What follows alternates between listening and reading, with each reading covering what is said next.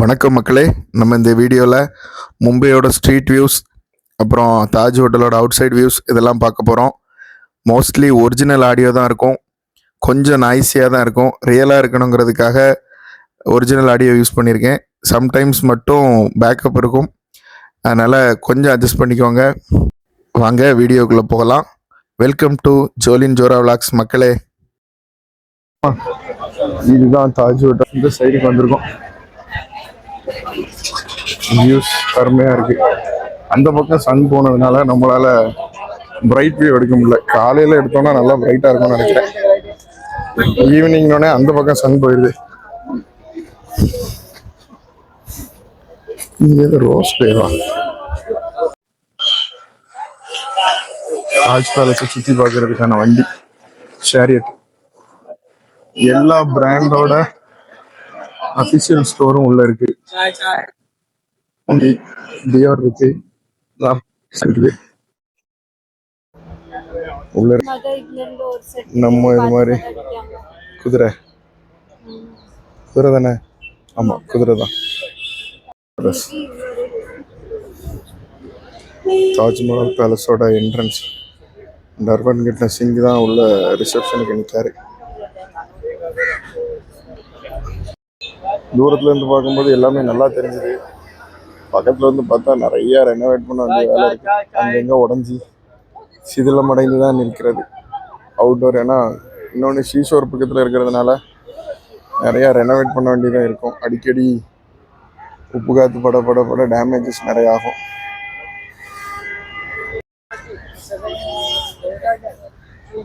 Evening வந்து மக்கள் நிற்க ஆரம்பிச்சிட்டாங்க.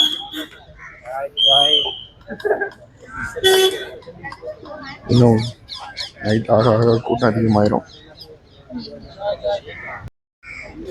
நிறைய ஃபாரினர்ஸ் தாஜில் தங்குறாங்கன்னு நினைக்கிறேன். சுண்டல் புகை,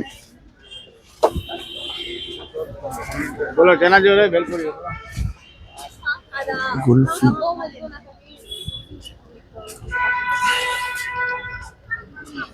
கொரி,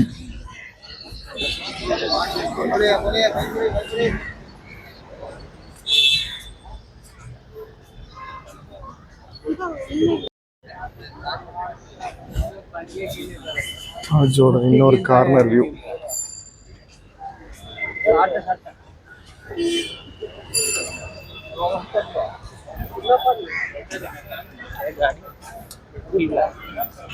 ठीक है क्या?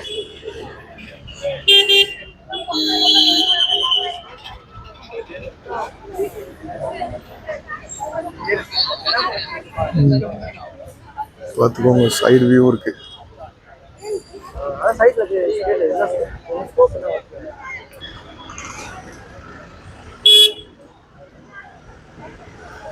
நல்ல பெருசு. பின்னாடி அவ்வளோ தூரத்துக்கு நீளத்துக்கு இருக்கு. நமக்கு பார்க்கும்போது சின்னதாக தெரியுது. ஃப்ரண்ட் வியூ மட்டும். ஃபுல் வியூ எடுத்தா செம்மையா இருக்கு. பின்னாடி எவ்வளோ இருக்கு பாருங்க, எத்தனை ரூம்ஸ் இருக்குன்னு தெரியல. இதுக்கு ஆர்மி ப்ரொடெக்ஷன் வேற கொடுத்துருக்காங்க.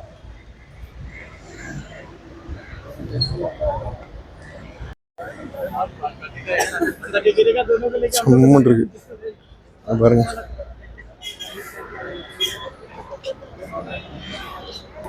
இந்த பக்கத்துல இருந்து எடுத்தா இது அழகா இருக்கு. என்ன அங்க இருக்கிறத விட வெளிச்சத்துக்கு கீழே வந்தப்புறம் நல்லா இருக்கு.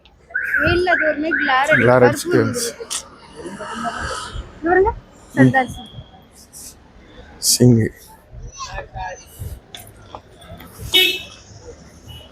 ரிசப்ஷனிஸ்ட் அவங்க தான்.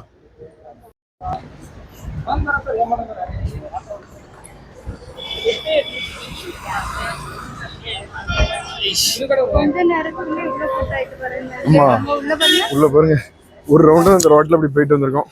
ஒரு 10 நிமிஷம் ஆயிருக்கும். ஒரு 10 நிமிஷம் ஆயிருக்குமா? அவ்வளவுதான் இருக்கும். 10 நிமிஷத்துக்குள்ள அவ்வளவு கூட்டம் வந்திருக்கு. இன்னும் ஒரு அரை மணி நேரம் நின்னோன்னா கூட்டம் அலமோதிரும்.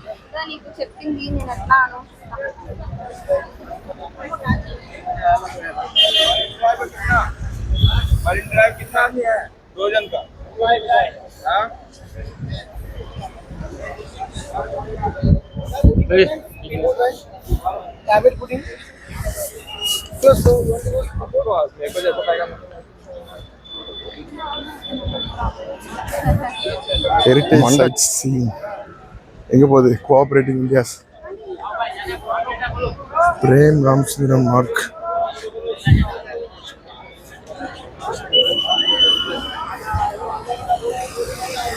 என்ன அது எங்கே போகுது?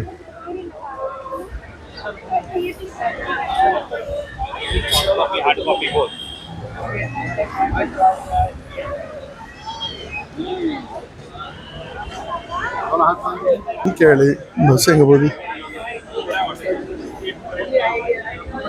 ஒரு ரவுண்டு அந்த பக்கமும் இந்த பக்கமும் போயிட்டு வர்றதுக்குள்ள கூட்டம் கூடி இருக்கு.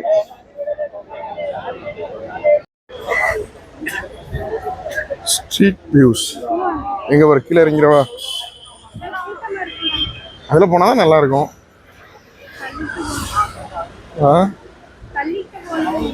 தள்ளிக்கிட்டு போகணுமா?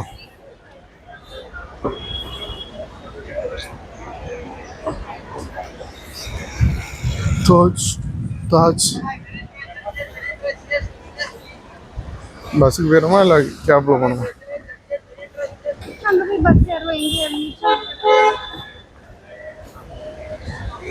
ரெண்டு போகணுமா?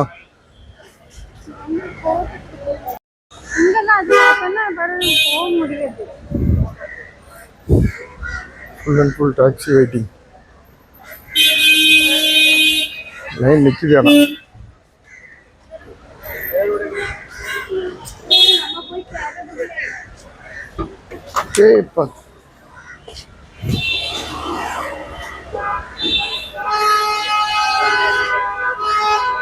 இங்க லைன்ல தான் நிக்கணும். கீழே வச்சு டிக்கெட் வாங்கிடணும். கீழே வச்சு டிக்கெட் எடுக்கணும். இந்தா பர்ஸு டிக்கெட் எடுக்கிறதுக்கு. ஒரு செட்டு ஏறினதுக்கு அப்புறம் தானே நம்ம ஏற முடியும். அதுவும் நமக்கு போகிறதுக்கு வண்டி வரணும்ல.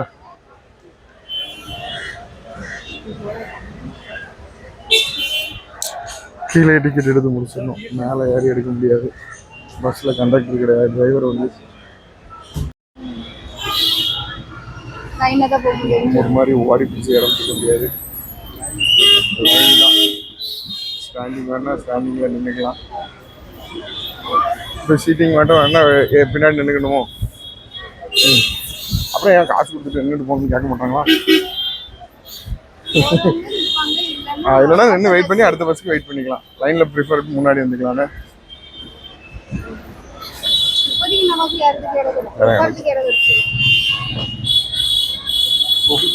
முன்னாடி போகிற மாதிரி பாரு.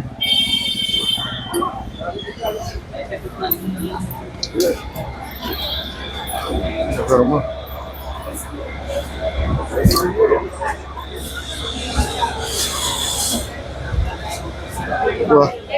ஏசப்பா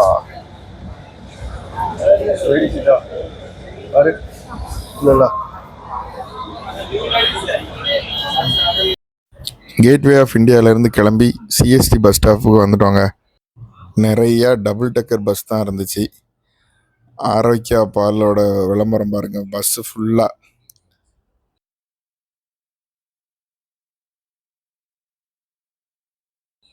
அது சல்மான் கான் இருக்கிற மகாராஷ்டிராவில் நடக்கிற பிக் பாஸோட ஆடு அடுத்த பஸ்ஸில். இதுதான் நம்ம லாஸ்ட் வீடியோவில் நம்ம போயிருந்த சலோ பஸ். பஸ் ஸ்டாப் நேமே சத்ரபதி சிவாஜி மகாராஜ் டெர்மினஸ் தான். பஸ் ஸ்டாண்ட்லேருந்து வெளியில் வந்தோடனே ரயில்வே ஸ்டேஷன் போகலாமா இல்லை பக்கத்தில் எங்கேயாவது போகலாமா அப்படின்னு யோசித்துக்கிட்டே போனோம். கொஞ்சம் தூரம் ரயில்வே ஸ்டேஷன் டுவர்ட்ஸாக நடந்துட்டு அப்புறம் கரும்பு ஜாறு மிஷின் ஓடுற சவுண்டு கேட்டுச்சு. உடனே கரும்பு ஜூஸ் குடிக்க போயிடுவோம் அப்படின்னு வந்துட்டோம். மகாராஷ்டிராவில் கரும்பு ஜூஸில் ஒரு பிளாக் சால்ட் மாதிரி அந்த ரெட் கலர் டப்பா இருக்குல்ல, அதில் பிளாக் சால்ட் மாதிரி இருக்கும். ஆக்சுவலாக அது நல்ல டேஸ்ட்டாக இருக்கும். எனக்கு அது ரொம்ப பிடிக்கும், அந்த இது போட்டு குடிக்கிறது. ஆக்சுவலாக லேசாக போட்டால் நல்லாயிருக்கும். என் ஒய்ஃபு தட்டும்போது நிறையா விழுந்துட்டு. பட் அது நல்லா கொஞ்சம் சால்ட்டியாக இருக்கும். கரும்பு ஜூஸுக்கு சியர்ஸ் சொல்லிட்டு குடித்தாச்சு. மும்பையில் ஹாஃப் கிளாஸ் ஃபுல் கிளாஸ் உண்டு. ஆஃப் கிளாஸ் 10 ரூபாயும் ஃபுல் கிளாஸ் 20 ரூபாயும் இருக்கும். ஐஸ் போட்டு குடித்தா ஒரு ரேட்டு, ஐஸ் இல்லாமல் இருந்தால் ஒரு ரேட்டு. வித்தவுட் ஐஸ் வந்து கொஞ்சம் காசு கூட, வித் ஐஸு காசு கம்மி. கரும்பு இளைக்கிறதுக்கே 2 பேர் வேலைக்கு வச்சு ஃபுல் டைமாக இளைச்சிட்டு தான் இருக்காங்க. இது அந்த பஸ் ஸ்டாண்டில் உள்ள டிஜிட்டல் டிஸ்பிளே. ஒரே ஆடு மாறி மாறி வந்துக்கிட்டே இருக்கு. மக்களே, இது மும்பை முனிசிபல் கார்பரேஷனோட பில்டிங். அந்த காலத்தில் வெள்ளக்காரங்க கட்டினா நினைக்கிறேன். எவ்வளோ கம்முன்னு இருக்கு பாருங்க. நம்ம ஒரு கோர்ட் மாதிரி இருக்கு பில்டிங் செக்ஷன். செம்மையா இருக்கு பாருங்க. சிங்கம்.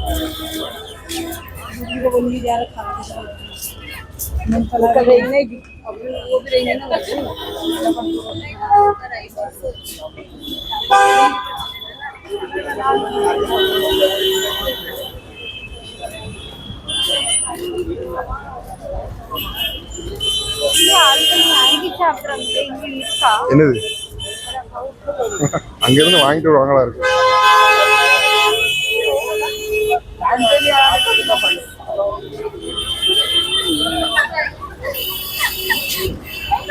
நான் நடக்கிறதே போன்ல தான் பார்த்து நடக்க வேண்டியது.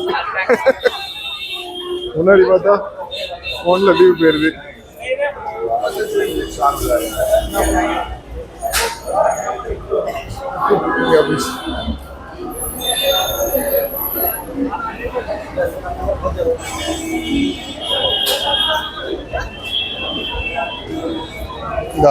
இது வழியா போலாமா? அவன் ஏறி வந்துட்டான். ஏறி போவியா? போவேன்னு சொன்னா 1000 கிட்ட கேள்வி கேப்பா. ஒரு நாள் தானே நடக்கவா? இது சிஎஸ்டியோட அண்டர் கிரவுண்ட்.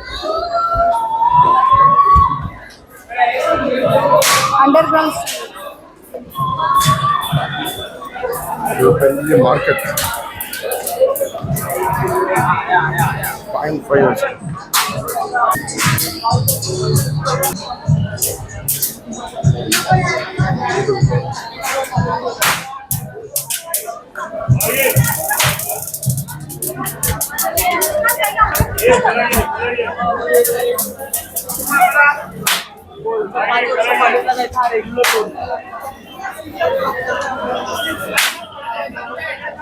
2 பசங்க ஃபுல்லா கடை.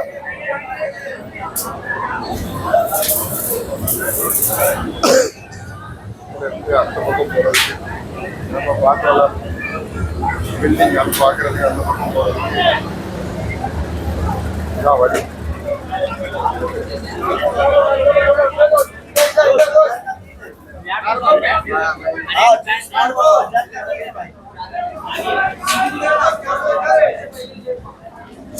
நம்பர் கிளாஸே 50 ரூபா தான் போடுறேன்.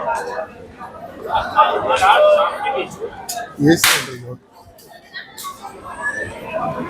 இது என்ன தீக்குச்சி வச்சு துப்பாக்கி அந்த வாட்டி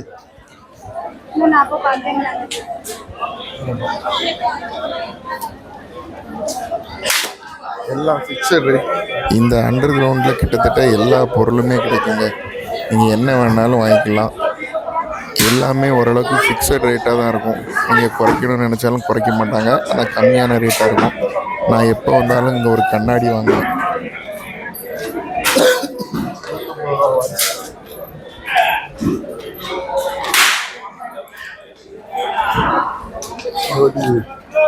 தீக்குச்சி வச்சு ஒரு துப்பாக்கி ரெடி பண்ணிடுவேன்.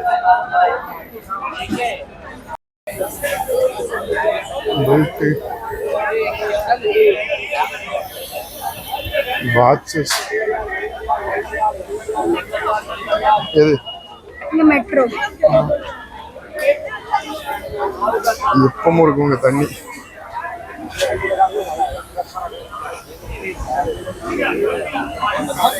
Full Sun classes. மும்பை வடம் சுற்றி ஆடு கொடுக்குறது சாப்பிட்ருவோம். ஹாஸ்டலுக்குலாம் வழியிலப்பா சாப்பிட்டு. ஈவினிங் 5:30 ஆயிடுச்சு. ஒரு வடைப்பாவை வாங்கி சாப்பிட்டுட்டு அடுத்து ட்ரெயின் பிடிக்க போவோன்னு கிளம்பிட்டோம். அந்த கிரவுண்ட் வழியாகவே ரிட்டர்ன் போயாச்சு. பரபரப்பான ஒரு லைஃப் தான். யாருமே நிற்க மாட்டேங்க, ஒரு நிமிஷம் கூட நிற்கிறது இல்லை. யார் கூட வந்தாங்க அவங்க கூட அடிச்சு போயிட்டே இருக்கு. யாரையும் பார்த்து நிற்கிறதுக்கு பரபரப்பான நேரம் தான். நம்ம ஸ்ரீநகர்ல நின்னா எப்படி தடுத்து போவாங்க அது மாதிரிதான் அந்த நேரத்தில் இன்னைக்கு வந்தேன். இருக்கு போய் கொஞ்சம் கூட்டம் பரவாயில்ல. வீக்டேஸாக இருந்துன்னா வேலைக்கு போயிட்டு வரவங்க அப்படி நின்னோன்னா அடி தள்ளி கொண்டு வருவாங்க. அந்த சவுண்டு எப்போவுமே அங்கே கேட்கும். இந்த கொசு பேட்டுக்கு வைக்கிற சவுண்டும் இப்போ தீபாவளிங்கிறதுனால அந்த வெடி துப்பாக்கி சவுண்டும் கேட்டுக்கிட்டே இருக்கு. அதுக்கு கல்யாணம் போகிறதுக்கு டிக்கெட் எடுக்கணும்.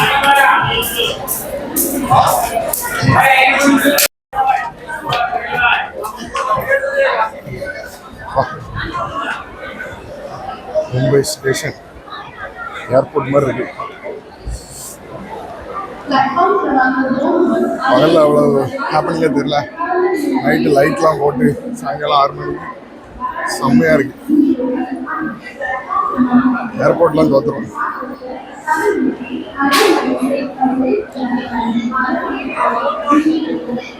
எல்லாம் முரட்டு ஃபேன்.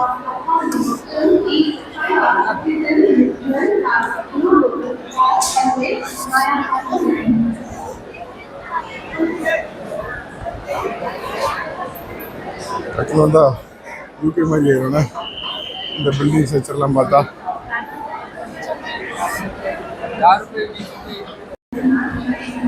அவசர அடி தான் ட்ரெயின் ஏறுறதுக்கு. இது பத்லாபுரம் வண்டியிலால வருதா? ஓ இது வேற பார்க்க தெரியணும்ல. ஆமாம் 6:03 கல்யாண ட்ரெயின்.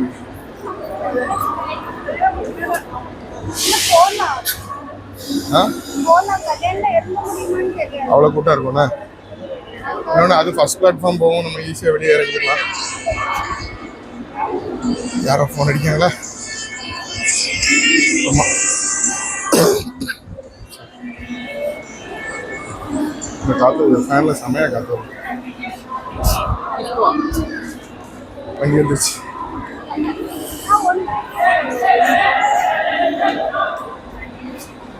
என்னடா சின்ன பிள்ளைய வச்சுட்டு இப்படி ஓடி போய் ஏறுதாங்க. சின்ன பிள்ளை தூங்குது, அதை பிடிச்சிட்டு எப்படி ஏறுவாங்க? ஓடி போய் ஏற வேண்டியிருக்கு. அதனால ஃபோனை உள்ள வச்சிடும். கண்ணாடி வேற தலையில இருக்க. தான் ஏறணும். Local train ஏறியாச்சு.